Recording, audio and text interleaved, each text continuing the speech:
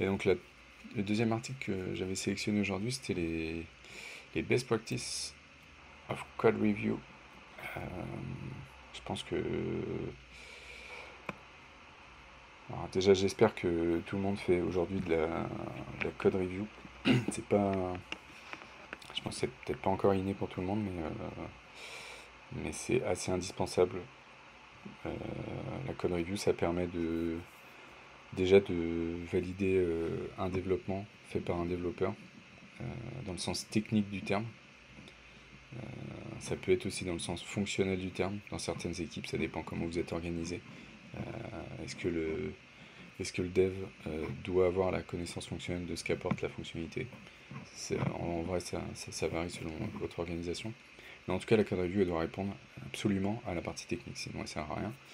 Euh, du coup, la code review, elle permet donc de valider le développement technique d'un développeur, de valider qu'il a respecté et bah, typiquement ce qu'on a vu avant, bah, l'utilisation des librairies qu'on a dans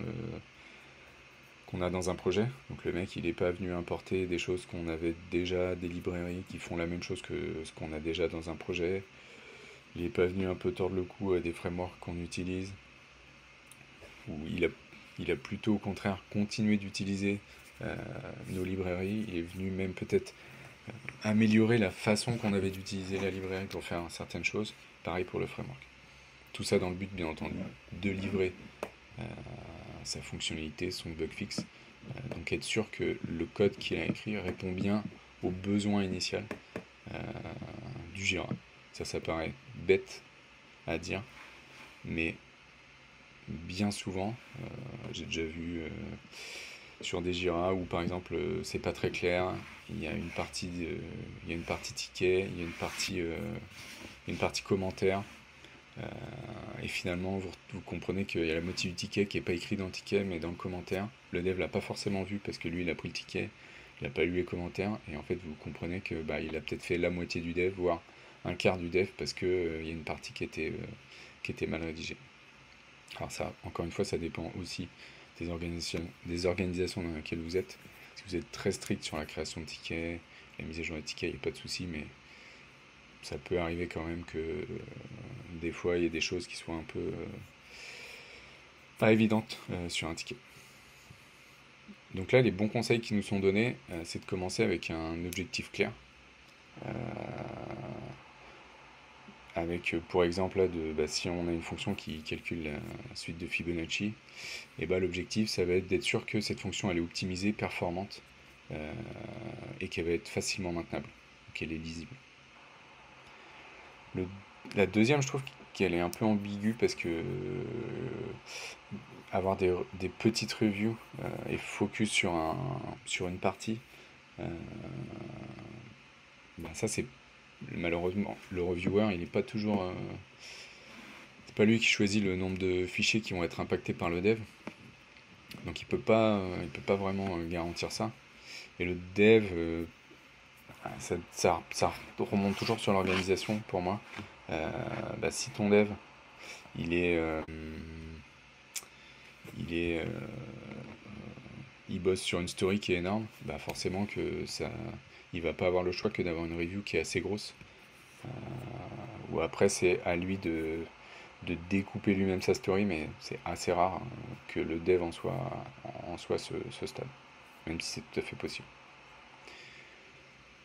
Et être respectueux et constructif, ça c'est un truc qui est obligatoire dans une code revue, une revue de code, euh, parce qu'on est tous différents et c'est pas toujours simple de prendre en compte une revue de code. Euh, on est, on n'a pas tous la même tolérance à la critique, tout simplement. Et donc recevoir une revue de code, bah, c'est se faire juger sur le travail qu'on a fait. Donc nous, quand on arrive en code review, bah, on a fait un travail, on a apporté une plus-value au projet. On est plutôt fier en général de ce qu'on a fait. On a testé, ça marche. Euh, on l'envoie en revue de code. Donc derrière, c'est toujours un peu, ça peut être blessant. Pareil, ça dépend des caractères et des gens. Mais ça peut être blessant d'arriver sur sur des commentaires de revues où on n'est pas pris au sérieux et on n'est pas respecté. Euh, faire faire des erreurs, ça peut arriver à tout le monde, pas savoir des choses pareilles. Donc vraiment, c'est hyper important de faire très attention à la formulation dans les revues de code euh, et de toujours même proposer des choses plutôt que de dire bah non, ça, faut que tu réécrives. Moi, j'aime bien quand on me propose des choses, qu'on essaie d'aller un peu plus loin avec moi et qu'on accompagne sur la revue plutôt que de juste dire bah ça c'est nul, trouve un autre moyen de le faire. La plus-value, elle est déjà la plus-value, elle est plus intéressante pour le dev qui se fait reviewer. C'est plus simple pour lui de comprendre en quoi son code il a pêché que de voir une contre-proposition au code qu'il a envoyé sur la branche. Donc vraiment, essayer de garder ce petit tip, ça peut être vraiment cool. Alors ça demande plus de temps. Ça d'ailleurs, si je peux faire une petite aparté là-dessus, euh, en général, quand on fait une revue de code, euh, la revue de code, elle est pas chiffrée. Euh, donc en général, la story, c'est uniquement la story chiffrée. Donc le temps qu'on passe sur une revue de code, il est rarement mis en valeur.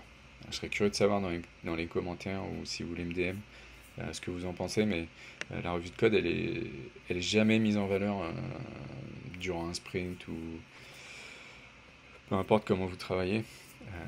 Et du coup, souvent, on se dit bon bah faut pas que je passe trop de temps sur la revue de code. Faut juste que bah voilà, je check les choses basiques à checker et après on avance euh, parce que on n'a pas, voilà, il y a pas de mise en valeur de la revue de code. Ça c'est vrai, mais c'est pas une raison pour laquelle il faut bâcler une revue de code. Euh, c'est hyper important. Le dev, il peut en attendre beaucoup de la revue de code. Peut-être qu'il a shippé un truc dont il n'est pas tout à fait certain, il vous l'a pas dit dans ces termes-là, mais il attend vraiment la revue de code pour valider son développement. Alors ça, spoiler alert, c'est pas une bonne idée de shipper du code qui est moitié correct, ou alors dites-le directement à votre reviewer que vous avez des doutes sur certains trucs. Vous pouvez le mettre dans la review, il n'y a pas de problème. Euh, mais donc dans tous les cas, une revue, ça doit être prise au sérieux parce qu'on ne sait jamais ce qu'en attend le développeur. Euh, on sait qu'il attend de nous qu'on valide les basiques, mais il y a certains devs qui vont attendre plus que ça. Et donc vraiment, prenez le temps de la faire. Comprendre le contexte, donc ça c'est un peu ce que je disais tout à l'heure avec lire la Jira qui est liée au ticket. Vraiment c'est hyper important de comprendre le dev qui est fait. Si vous ne savez pas ce que le dev a voulu développer, ça va être plus compliqué pour vous de comprendre ce qu'il a voulu faire et de bien savoir qu'il a bien fait son dev en gros. Donc qui suivent les standards de code, c'est ce que je disais vraiment sur mon tout premier point. Ça pour moi c'est vraiment la base de la revue. Identifier les bugs et les vulnérabilités, bah ça c'est c'est pas toujours aussi simple que ça en a l'air. Mais effectivement, si vous voyez des choses un peu bizarres, euh, c'est évident que la sécurité fait partie euh, des checks de la code review. Euh, vous pouvez pas shipper un code que vous auriez rendu moins sécurisé parce que vous n'avez pas fait attention à ça pendant la code review. C'est hyper important aussi. Considérer la readability, j'avoue, la, la bonne lecture du code. C'est pas un mot qu'on utilise souvent en français. Euh, Ça pour moi, ça fait vraiment partie des choses hyper importantes. Pas tant sur les commentaires, euh, parce que j'ai un avis sur le commentaire qui est ce qu'il est, mais pas forcément un grand fan. Même si de temps en temps ça doit être utilisé à bon escient. Là-dessus, je suis d'accord, mais on ne doit pas en abuser pour écrire des banalités. Par contre, tout ce qui est nommage de variables, de fonctions, ça c'est hyper important. Refactorer du code quand on est sur des méthodes qui sont beaucoup trop grosses. D'ailleurs, là-dessus, euh, il y a des plugins que je vous conseillerais qui calculent pour une méthode, il vous calcule la complexité. Et souvent, c'est un bon indicateur pour savoir si vous devez refactorer votre méthode ou pas. Je vous la mettrai sur le fil Twitter, ce plugin qui est assez intéressant là-dessus. Encourager la modularité, la reusabilité, ça me semble aussi évident, même si c'est pas toujours facile sur chaque revue, puisqu'il y a des choses dont on sait que ce ne sera pas réutilisé, que ce sera difficilement réutilisable, donc on ne peut pas toujours aller challenger là-dessus, mais s'il y a quelque chose dont vous savez que vous allez réutiliser, par exemple sur le ticket d'après, vous pouvez demander à la personne de peut-être revoir un peu la structure de ce qu'il a fait pour que ce soit plus facilement réutilisable pour vous, pour votre prochain ticket. Testability, alors je trouve qu'elle arrive un peu tard dans les best practices, parce que pour moi le test c'est une grande partie de la code revue, de la revue de code pardon, puisque on doit être certain en sortie de revue que tout le code qui a été shippé, ou en tout cas toute la logique du code qui a été livré, doit être testé. Alors après, ça dépend de votre stratégie de test, si vous êtes plutôt BDD, end-to-end, test unitaire, que sais-je. Ça vous regarde, mais en tout cas, on ne peut pas juste shipper du code sans shipper de test, c'est qu'il y a un problème dans votre stratégie de test a priori. Et j'ai même tendance à dire, même si c'est un hotfix, et je dirais même surtout si c'est un hotfix, ça devient du test absolument, parce que sinon vous retrouverez le même genre de soucis rapidement.